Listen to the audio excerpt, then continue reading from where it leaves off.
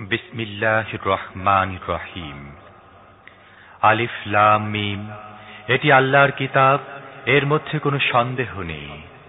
এটি হিদায়াত সে মুত্তাকিদের জন্য, যারা অদৃশ্যে বিশ্বাস করে, নামাজ কায়েম করে এবং যে রিজিক আমি তাদেরকে দিয়েছি তা থেকে খরচ করে। আর যে কিতাব তোমাদের উপর নাজিল করা হয়েছে অর্থাৎ কোরআন, এবং তোমার আগে যেসব কিতাব নাজিল করা হয়েছিল সে সবগুলোর উপর ঈমান আনে আর আখিরাতের উপর ইয়াকিন রাখে। এ ধরনের লোকেরা তাদের রবের পক্ষ থেকে সরল সত্য পথের উপর প্রতিষ্ঠিত এবং তারা কল্যাণ লাভের অধিকারী। যেসব লোক এ কথাগুলো মেনে নিতে অস্বীকার করেছে তাদের জন্য সমান। তোমরা তাদের সতর্ক করো বা না করো, তারা মেনে নেবে না। আল্লাহ তাদের হৃদয় ও কানে মোহর মেরে দিয়েছেন এবং তাদের চোখের উপর আবরণ পড়ে গেছে, তারা কঠিন শাস্তি পাওয়ার যোগ্য। কিছু লোক এমনও আছে যারা বলে, আমরা আল্লাহর উপর ও আখিরাত দিনের উপর ঈমান এনেছি, অথচ আসলে তারা মুমিন নয়। তারা আল্লাহর সাথে ও যারা ঈমান এনেছে তাদের সাথে ধোঁকাবাজি করছে, কিন্তু আসলে তারা নিজেদেরকে প্রতারণা করছে। তবে তারা এই ব্যাপারে সচেতন নয়।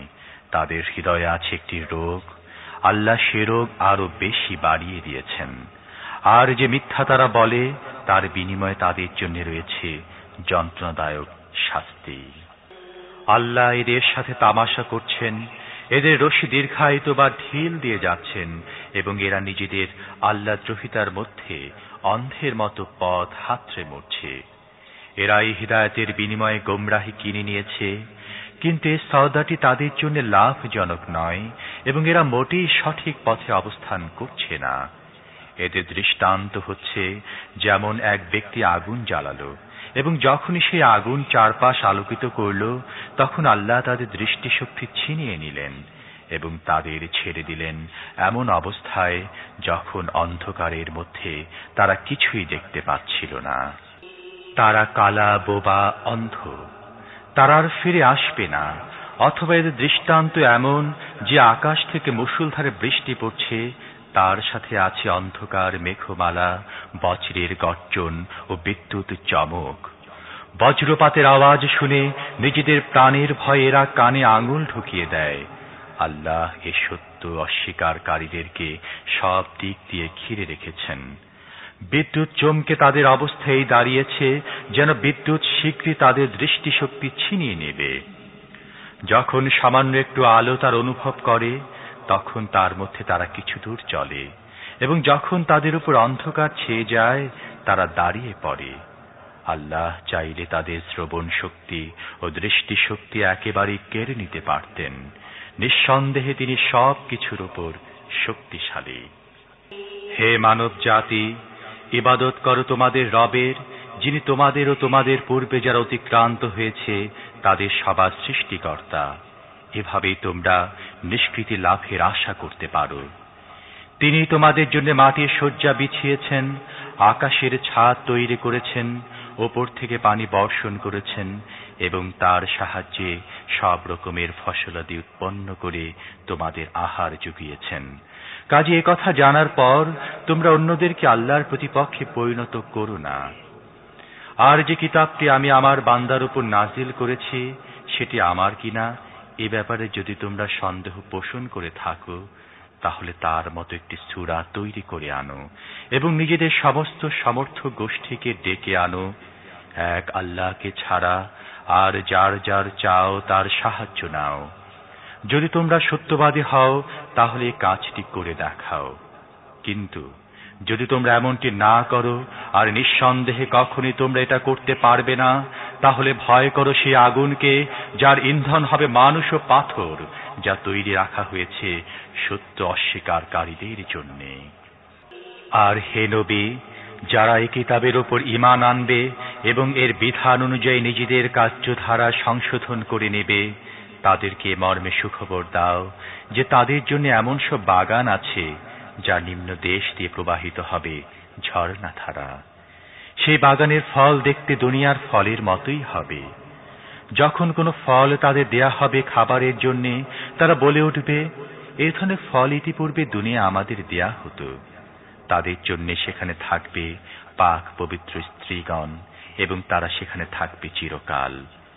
অবশ্য আল্লাহ লজ্জা করেন না মশা বা তার চেয়ে তুচ্ছ কোনো জিনিসের দৃষ্টান্ত দিতে।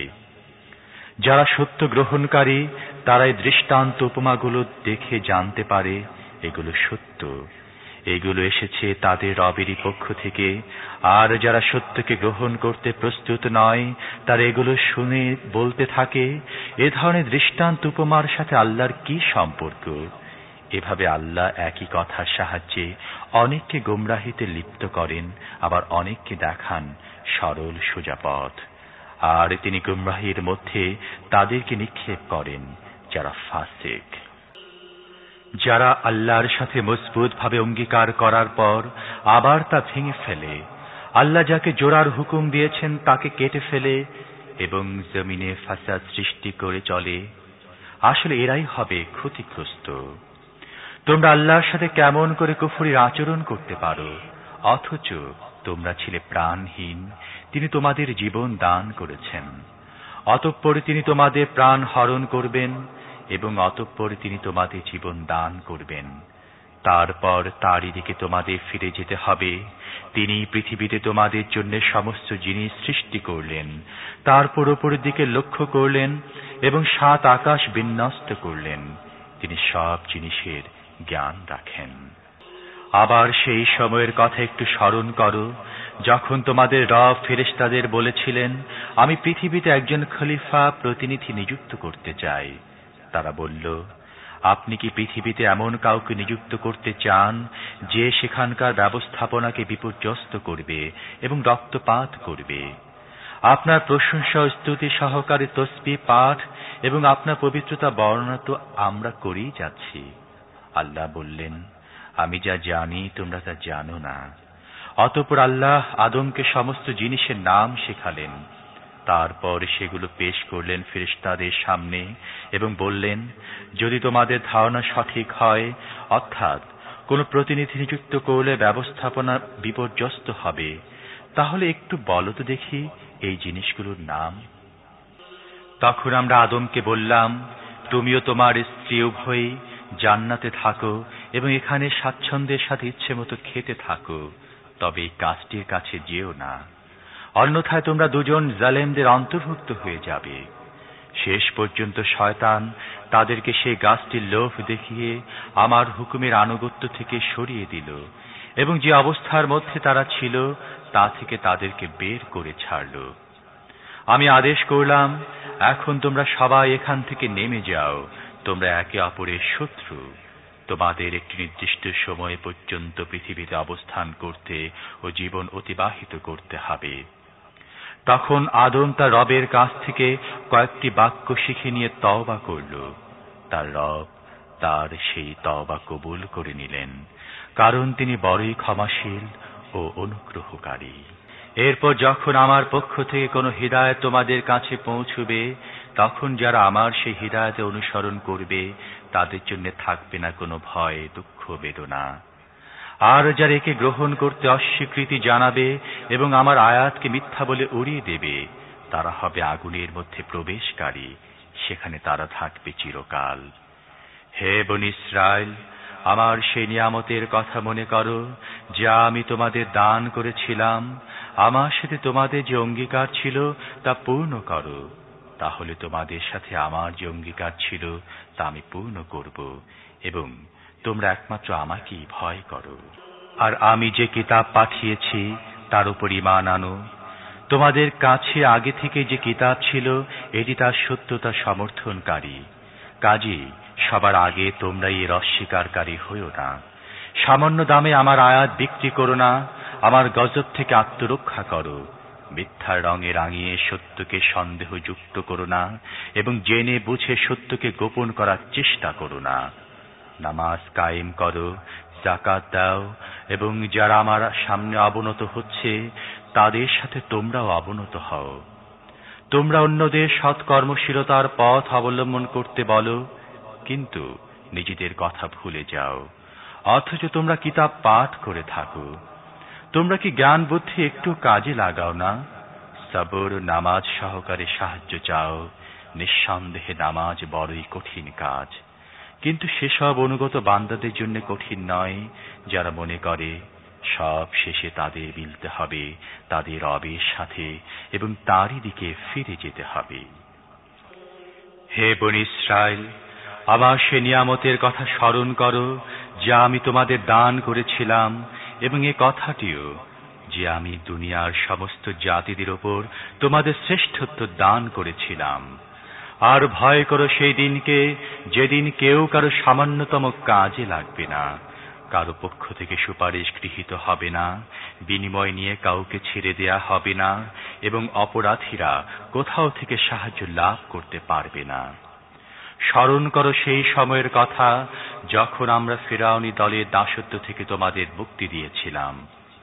তারা তোমাদের কঠিন যন্ত্রণায় নিমজ্জিত করে রেখেছিল, তোমাদের পুত্র সন্তানদের জবেহ করত এবং তোমাদের কন্যা সন্তানদের জীবিত রেখে দিত। মূলত এ অবস্থায় তোমাদের রবের পক্ষ থেকে তোমাদের জন্য বড় কঠিন পরীক্ষা ছিল। স্মরণ করো সেই সময়ের কথা যখন আমরা সাগর চিরে তোমাদের জন্য পথ করে দিয়েছিলাম, তারপর তার মধ্য দিয়ে তোমাদের নির্বিঘ্নে পার করে দিয়েছিলাম। আবার সেখানে তোমাদের চোখের সামনেই ফিরআউনী দলকে সাগরে ডুবিয়ে দিয়েছিলাম। স্মরণ করো সেই সময়ের কথা যখন আমরা মূসাকে 40 দিন রাত্রির জন্য ডেকে নিয়েছিলাম। তখন তার অনুপস্থিতিতে তোমরা বাছুরকে নিজেদের উপাস্যে পরিণত করেছিলে। সে সময় তোমরা অত্যন্ত বাড়াবাড়ি করেছিলে, কিন্তু এর পরও আমরা তোমাদের মাফ করে দিয়েছিলাম এই জন্যে যে হয়তো এবার তোমরা কৃতজ্ঞ হবে।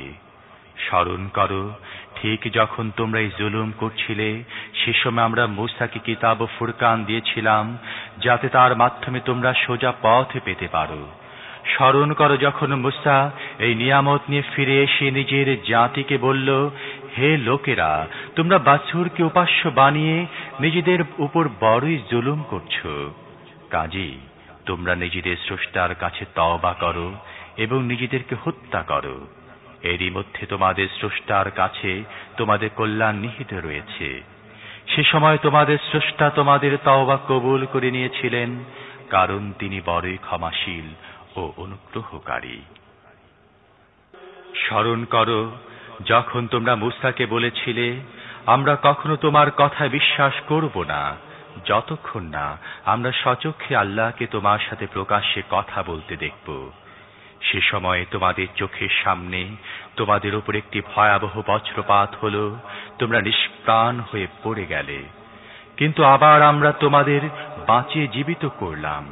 হয়তো এ অনুগ্রহের পর তোমরা কৃতজ্ঞ হবে।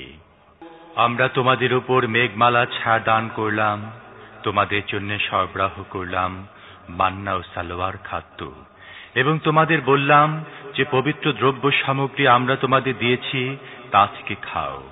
কিন্তু তোমাদের পূর্বপুরুষরা যা কিছু করেছে তা আমাদের উপর জুলুম ছিল না, বরং তারা নিজেরাই নিজেদের উপর জুলুম করেছে।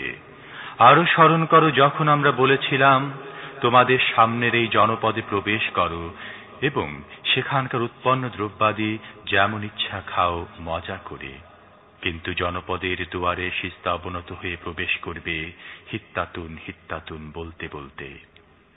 আমরা তোমাদের ত্রুটিগুলো মাফ করে দেব এবং সৎ কর্মশীলদের প্রতি অত্যধিক অনুগ্রহ করব। কিন্তু যে কথা বলা হয়েছিল জালেমরা তাকে বদলে অন্য কিছু করে ফেলল। শেষ পর্যন্ত জুলুমকারীদের উপর আমরা আকাশ থেকে আযাব নাজিল করলাম। এ ছিল তারা যে নাফরমানি করছিল তার শাস্তি। স্মরণ করো যখন মূসা তার জাতির জন্য পানির দোয়া করল, তখন আমরা বললাম, অমুক পাথরের উপর তোমার লাঠিটি মারো। এর ফলে সেখান থেকে 12টি ঝর্ণাধারা উৎসারিত হল। প্রত্যেক গোত্র তার পানি গ্রহণের স্থান জেনে নিল। সে সময় নির্দেশ দেওয়া হয়েছিল যে আল্লাহ প্রদত্ত রিজিক খাও, পান করো এবং পৃথিবীতে বিপর্যয় সৃষ্টি করো না। স্মরণ করো যখন তোমরা বলেছিলে, হে মূসা, আমরা একই ধরনের খাবারের উপর সবর করতে পারি না। তোমার রবের কাছে দোয়া করো যেন তিনি আমাদের জন্য শাকসবজি, গম, রসুন, পেঁয়াজ, ডাল ইত্যাদি কৃষিজাত দ্রব্যাদি উৎপন্ন করেন। তখন মূসা বলেছিল, তোমরা কি একটি উৎকৃষ্ট জিনিসের পরিবর্তে নিকৃষ্ট জিনিস নিতে চাও? তাহলে তোমরা কোন নগরে গিয়ে বসবাস করো, তোমরা যা কিছু চাও সেখানে পেয়ে যাবে। অবশেষে অবস্থা এমন পর্যায়ে গিয়ে পৌঁছল, যার ফলে লাঞ্ছনা অথবা পতন, দুরবস্থা ও অনটন তাদের উপর চেপে বসল এবং আল্লাহর গজব তাদেরকে ঘিরে ফেলল। এ ছিল তাদের আল্লাহর আয়াতের সাথে কুফরি করার এবং পয়গম্বরদেরকে অন্যায়ভাবে হত্যা করার ফল। এটি ছিল তাদের নাফরমানির এবং শরিয়াতের সীমা লঙ্ঘনের ফল। নিশ্চিতভাবে জেনে রাখো, যারা শেষ নবীর প্রতি ঈমান আনে কিংবা ইহুদি, খ্রিস্টান বা সাবি তাদের মধ্য থেকে যে ব্যক্তি আল্লাহ ও শেষ দিনের প্রতি ঈমান আনবে এবং সৎ কাজ করবে, তার প্রতিদান রয়েছে তাদের রবের কাছে এবং তাদের জন্য কোনো ভয় ও মর্মবেদনার অবকাশ নেই। স্মরণ করো সেই সময়ের কথা যখন আমরা তুরকে তোমাদের উপর উঠিয়ে তোমাদের থেকে পাকাপোক্ত অঙ্গীকার নিয়েছিলাম এবং বলেছিলাম যে কিতাব আমরা তোমাদেরকে দিচ্ছি তাকে মজবুতভাবে আঁকড়ে ধরো এবং তার মধ্যে যে সমস্ত নির্দেশ ও বিধান রয়েছে সেগুলো স্মরণ করো। এভাবে আশা করা যেতে পারে যে তোমরা তাকওয়ার পথে চলতে পারবে। কিন্তু এরপর তোমরা নিজেদের অঙ্গীকার ভঙ্গ করলে, তবু আল্লাহর অনুগ্রহ ও তাঁর রহমত তোমাদের সঙ্গ ছাড়েনি, নয়তো তোমরা কবেই ধ্বংস হয়ে যেতে। নিজেদের জাতির সেই সব লোকের ঘটনা তো তোমাদের জানাই আছে, যারা শনিবারে বিধান ভেঙেছিল। আমরা তাদের বলে দিলাম, বানর হয়ে যাও এবং এমনভাবে অবস্থান করো যাতে তোমাদের সব দিক থেকে লাঞ্ছনা গঞ্জনা সইতে হয়।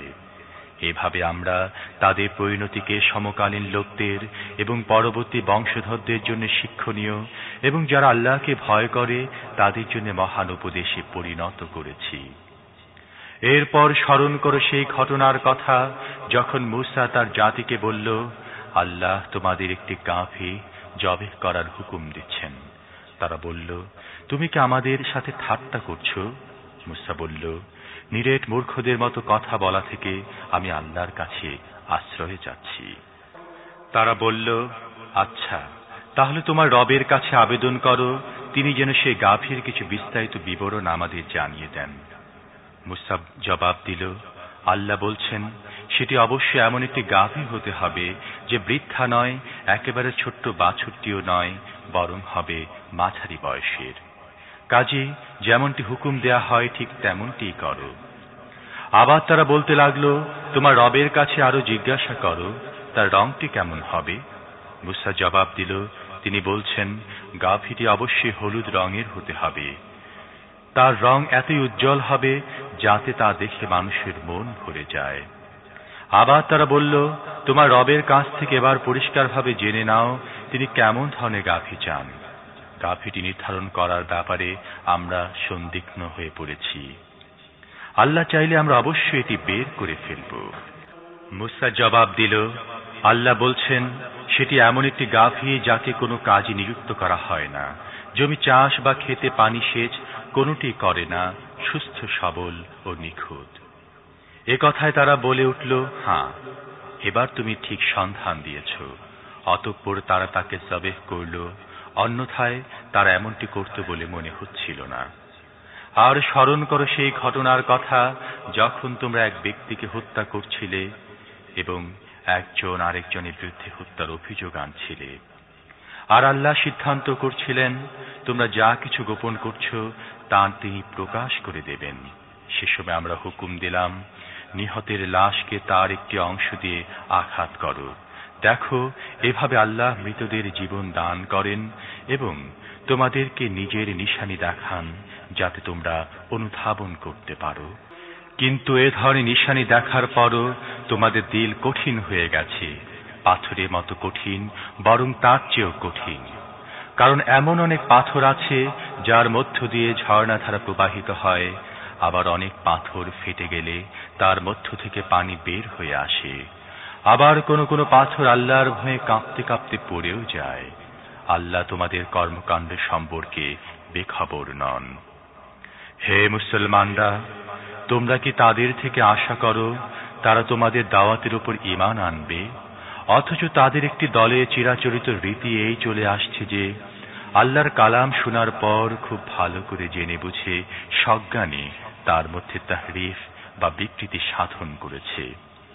মুহাম্মদ রাসূলুল্লাহর উপর যারা ঈমান এনেছে তাদের সাথে সাক্ষাৎ হলে বলে, আমরাও তাকে মানি।